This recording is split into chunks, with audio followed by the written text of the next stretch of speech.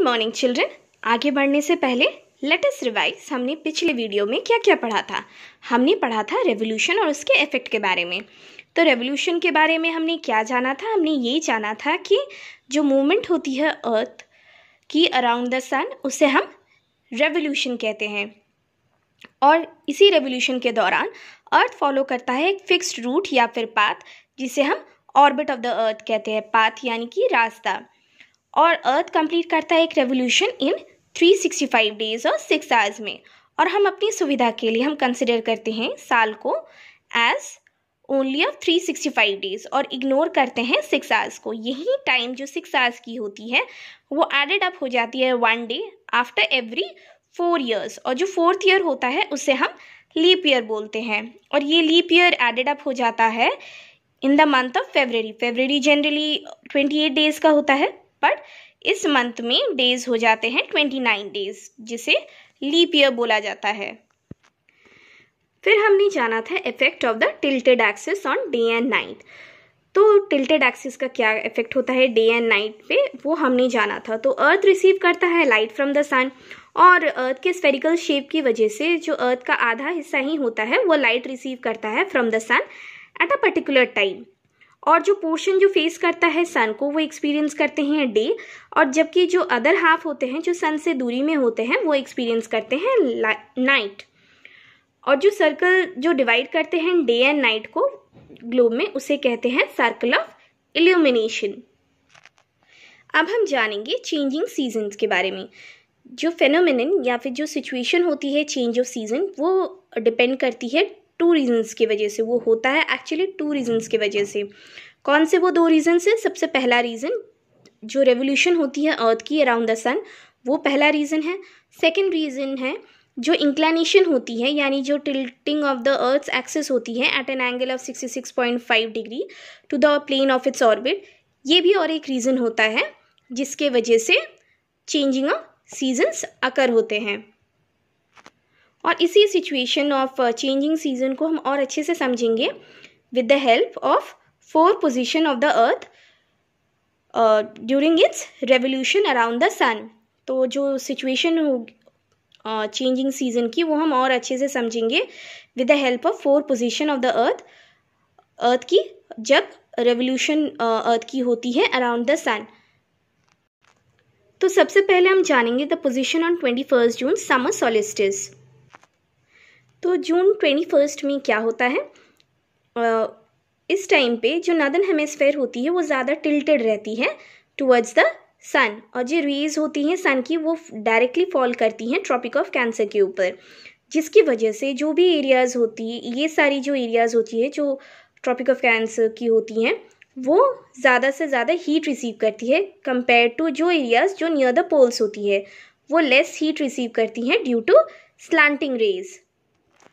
तो जैसा कि हम इस फिगर में देख सकते हैं कि जून 21 में जो नॉर्दर्न हेमिस्फेयर होता है वो ज़्यादा टिल्टेड है टुवर्ड्स द सन, और जो सन रेज है वो डायरेक्टली फॉल कर रही है ट्रॉपिक ऑफ कैंसर के ऊपर। तो जो भी एरियाज ट्रॉपिक ऑफ कैंसर की ऊपर होते हैं वहाँ पे सन रेज डायरेक्टली फॉल कर रही हैं, और ये सारी एरियाज ज़्यादा से ज़्यादा हीट रिसीव करती है compare to poles, north pole या फिर साउथ पोल। क्यों? यहाँ पे रेज स्लैंटिंग है और यहाँ पे लेस हीट रिसीव्ड हो रहा है।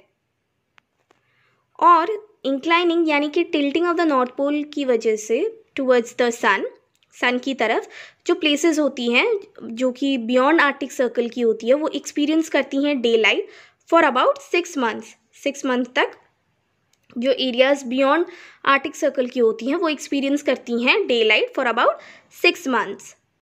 जैसा कि हम इस फिगर में देख सकते हैं कि नॉर्थ पोल का झुकाव सन की तरफ होता है, तो इसकी वजह से जो भी areas beyond the Arctic circle होती है वो एक्सपीरियंस करती है day light for at least about 6 months. 6 महीनों तक डे लाइट रिसीव करती है। और सनलाइट जो कि कंसंट्रेटेड होती है नॉर्दर्न हेमिस्फेयर में, तो ये समर होता है इन रीजन्स में जो कि नॉर्थ होते हैं ऑफ द इक्वेटर। तो जैसा कि हम इस फिगर में देख सकते हैं कि जो सनलाइट की जो कंसंट्रेशन होती है वो ज़्यादा से ज़्यादा नॉर्दर्न हेमिस्फेयर में होती है। तो इसी के वजह से जो भी एरियाज़ नॉर्दर्न हेमिस्फेयर में होते हैं वहाँ पे समर सीज़न होता है। कंसंट्रेशन का मतलब यानी कि जो सनलाइट की जो मात्रा होती है वो ज़्यादा से ज़्यादा नॉर्दर्न हेमिस्फेयर में होती है। तो जो भी रीजन नॉर्दर्न हेमिस्फेयर में है वहाँ पे समर सीज़न होता है। जो लॉन्गेस्ट डे और शॉर्टेस्ट नाइट होती है इन जगहों में, यानी कि नॉर्दर्न हेमिस्फेयर की जगहों में, जो कि अकर करते हैं 21 जून में, यानी कि जो नॉर्दर्न हेमिस्फेयर की जो जगहें होती हैं वो 21 जून में लॉन्गेस्ट डे और शॉर्टेस्ट नाइट का एक्सपीरियंस करते हैं। और साथ ही साथ सदर्न हेमिस्फेयर में ये सारी कंडीशंस उल्टी होती हैं, यानी कि रिवर्स होती हैं, बिल्कुल अलग होती हैं। जैसे कि सदर्न हेमिस्फेयर में विंटर सीजन होता है और नाइट्स यहाँ पे सदर्न हेमिस्फेयर में लॉन्गर होती हैं कंपेयर्ड टू डेज, और इसी पोजीशन ऑफ अर्थ को कहते हैं समर सोलिस्टिस। अब हम जानेंगे जो पोजीशन होती है 22 दिसंबर की, उस पोजीशन के बारे में हम जानेंगे जिसे विंटर सोलिस्टिस भी बोला जाता है। तो 22 दिसंबर में क्या होता है, जो ट्रॉपिक ऑफ कैप्रिकॉर्न होती है वो रिसीव करती है direct rays of the sun और साउथ पोल टिल्टेड रहती है टुवर्ड्स इट।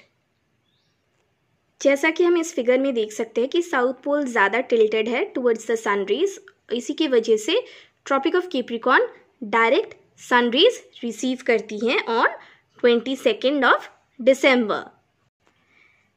फिर हम ये जानेंगे कि जो सन रेज होती है जब वो फॉल करती है ट्रॉपिक ऑफ कैप्रिकॉर्न के ऊपर, दैट इज़ 23.5 डिग्री एस, तो larger portion of the southern hemisphere होती है वो कंटिन्यूसली डे लाइट रिसीव करती है। इसी के वजह से समर होता है सदर्न हेमिस्फेयर में, जहाँ पे लॉन्गर डेज होती हैं और शॉर्टर नाइट्स होती है। तो जैसा कि हम इस फिगर में देख सकते हैं, ट्रॉपिक ऑफ कैप्रिकॉर्न के ऊपर जब सन रेज वर्टिकली फॉल करती है तो जो लार्जर पोर्शन होती है सदर्न हेमिस्फेयर की वो रिसीव करती है लाइट, तो इसी की वजह से कंटिन्यूस डे लाइट होता है। और इन सारी जगहों में जो जगहें सदर्न हेमिस्फेयर में होती हैं वहाँ पे समर सीजन होता है, यानी कि वहाँ पे लॉन्गर डेज होती हैं और शॉर्टर नाइट्स होती हैं।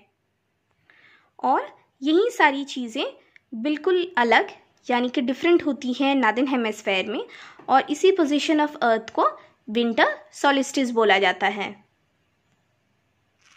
सो स्टूडेंट्स, आज हमने क्या पढ़ा? आज हमने पढ़ा द चेंजिंग सीजन्स के बारे में, जहाँ पे ये सिचुएशन होती है दो रीजंस की वजह से। सबसे पहला the revolution of the earth around the sun, और जो इंक्लाइनेशन या फिर tilting of the earth's axis होती है at an angle of 66.5 degree to the plane of its orbit, इन दोनों रीजंस की वजह से चेंज ऑफ सीजन्स अकर करते हैं। फिर हमने जाना जो पोजीशन ऑन 21 जून के बारे में, जिसे समर सोलिस्टिस बोला जाता है। तो जून 21 में क्या होता है कि जो नॉर्दर्न हेमिस्फेयर होती है वो ज़्यादा टिल्टेड होती है टुवर्ड्स द सन, और सन रेज डायरेक्टली फॉल करती है ट्रॉपिक ऑफ कैंसर के ऊपर, जिसकी वजह से जो ये सारी एरियाज़ जो ट्रॉपिक ऑफ कैंसर की होती हैं वो सारी एरियाज़ ज़्यादा से ज़्यादा हीट रिसीव करती है कंपेयर टू वो एरियाज़ जो पोल्स की तरफ होती हैं, वो लेस हीट रिसीव करती है ड्यू टू स्लांटिंग रेज। और इसी समय जो सदर्न हेमिस्फेयर में सारी चीज़ें बिल्कुल अलग होती हैं। सदर्न हेमिस्फेयर में विंटर सीजन होता है और जो नाइट्स होती है वो लॉन्गर होती है कंपेयर टू डेज, और इसी पोजीशन ऑफ अर्थ को कहा जाता है समर सोलिस्टिस। फिर हमने ये जाना कि पोजीशन ऑन 22 दिसंबर के टाइम के बारे में जाना, जिसे विंटर सोलिस्टिस भी बोला जाता है। तो 22 दिसंबर के टाइम पे ट्रॉपिक ऑफ कैप्रिकॉर्न रिसीव करती है direct rays of the sun because of the south pole जो कि टिल्टेड रहती है टुवर्ड्स द सन, और सारी चीज़ें बिल्कुल रिवर्स यानी कि बिल्कुल अलग होती है नॉर्दर्न हेमिस्फेयर में। तो इसी पोजीशन ऑफ अर्थ को कहा जाता है winter solstice. So students, this is the end for today's learning video. Please go through this video. Thank you.